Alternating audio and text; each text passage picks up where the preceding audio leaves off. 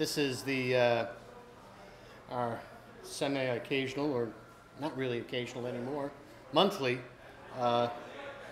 Sunday literature event, hosted by Neptune Grill and with a little bit of help from the Blueberry Patch.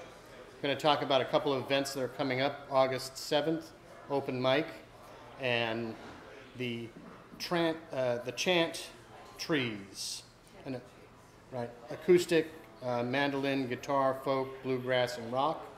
August 8th, every Saturday, is a volunteer day at the Blueberry Patch. August 11th is the open jam night. 22nd is the big band night, but we don't have a band.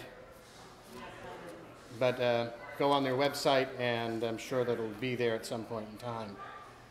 I'd also like to thank Kurt Thompson for video, and Martha Buzzy for getting this thing together every month. She does a bang-up job.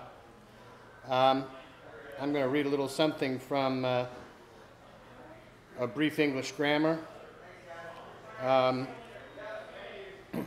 What do we use sentences for? What could we use instead? Why not use signs altogether to carry our thoughts? Have you any thoughts that have grown too complicated to be expressed by signs? What are some of them? Can a thought be expressed in one word? What word do you use generally to express your feelings when you hear some piece of good news? If you wish to express this feeling more definitely, or to tell someone the cause of it, or what would you probably say? Into how many parts is the sentence divided? What is each called in grammar? Must the subject stand at the beginning of the sentence? Does it position it or meaning make it the subject? What are the questions in sentences called? What are we declaring in sentences? So anyways, here we are, Carlos Castaneda.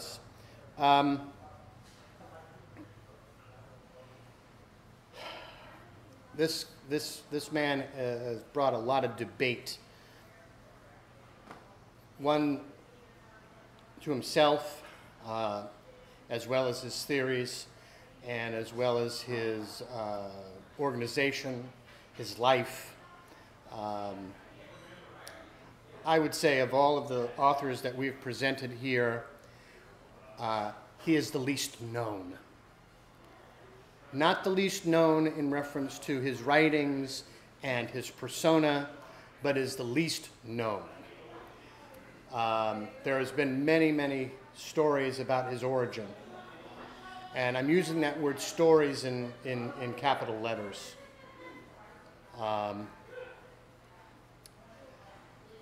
There are noted maybe 7 birth dates for him. Both there is no actual birth record. He stated he was born in Peru, but he could have been born in Venezuela, he could have been born in Brazil. But we know that he's South American. That's what we do know. But I'm going to go with the somewhat legitimate date of 1925, December of 1925. He states that he was born on Christmas Day, 1925. But then he changed the year to 1917. A lot of it revolving around the new theories that he was coming across. But anyways, he is quintessentially an American author.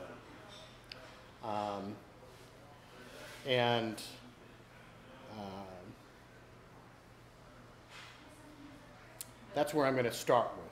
So anyways, what he what his main objective when he first started was this, starting the teachings of Don Juan in 1968. And he wrote a series of books describing training in shamanism, and particularly in a group he called the Toltecs.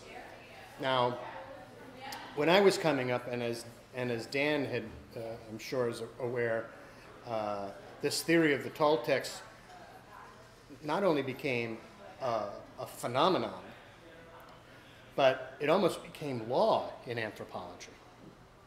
Now, of course, we know now that it's a falsehood and it's been debunked. But even those words are still used today. So his books are pretty much the whole Don Juan, teachings of Don Juan series are all in first person. And he related his experience and tutelage to, I can't say that, what is it, Yaqui?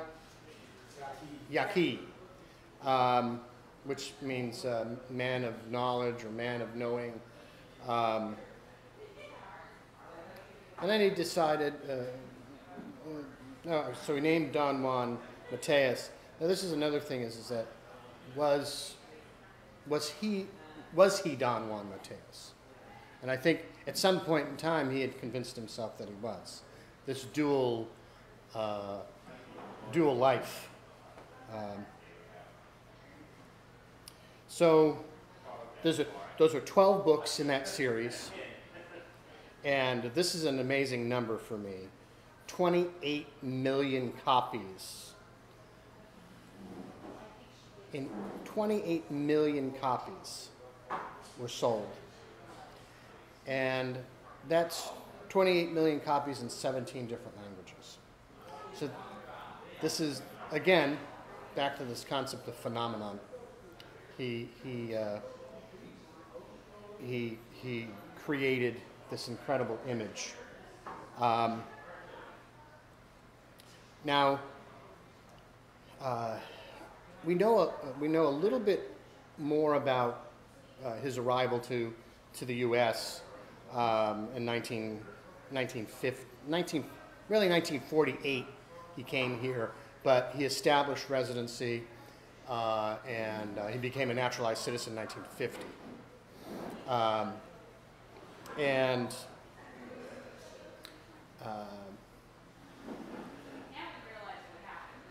He was accepted to UCLA, and he received his BA in anthropology, and then eventually his PhD in the same.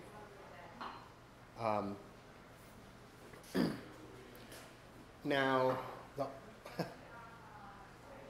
the PhD came up in question several years ago by Mitch Runyon, stating that it was because it was purely a false topic that he should have never have been given the PhD. So there was even a potential to remove him from UCLA book just on merit alone. That there was no merit in what he wrote in his dissertation.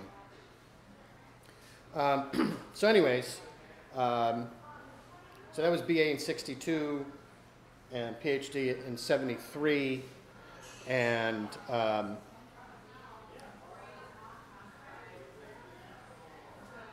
in that during the 1960s, remember he started writing in 68. This whole Don Juan series, and they were pretty much 2 books a year. Pretty much 2 books a year. He meets Margaret Runyon in Mexico in 1960 or 61. Now again, there's question about the marriage. Question about the marriage on his end, not on hers. And she writes a huge memoir on the fact that they were married, and there's evidence that they were married, but yet he disavowed that marriage. Also disavowed the potential of him being the father of her child. And the courts, after, I'm sorry I'm skipping around, but because there's so little about his early life, I want to talk about how insane the how insane it is that he changed everything and to create this persona.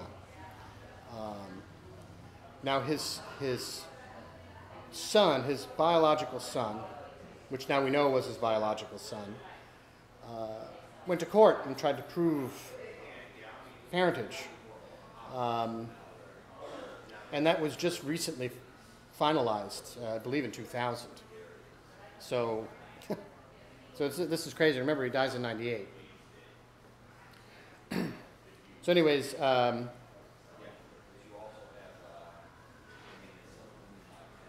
they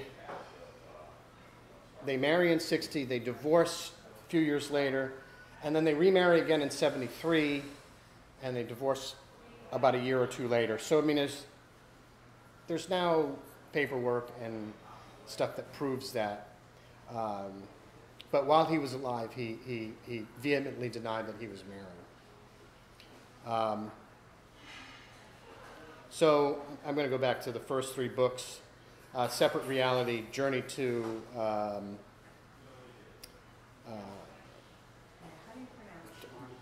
what is it? Ishlan, that's it. That's it. I actually had to press the button and have my gizmo pronounce it for me, and I still forgot it. Yeah. I struggle with that. These were essentially what his doctoral thesis were on, were these first two books. And he wrote this as a research log describing in first person his apprenticeship with the man of knowledge, as he identified as Don Juan Mateus, an Indian from northern Mexico. And he was awarded his PhD, and he was awarded American Book of the Year twice in 1 year. So he was American Books of the Year. By the way, never accomplished ever. Nobody's ever done that in 1 year, to have two books in 1 year be Book of the Year. So that's pretty impressive. So in 73, 74, he decides to get out of public life, and he writes his third and fourth book, Tales of Power, which is published at the same time, and chronicles the end of his apprenticeship under the tutelage of Don Juan. And he then realizes he can get even more resource by creating an institution, and also adding a little bit more play by placing his writings in periodicals and magazines that are that were willing to take them on. A couple of libertarian magazines like Reason actually ran a series, which I thought was very interesting, being who he was and being what Reason magazine is. So I'm going to leave it at that and have our first reader come up.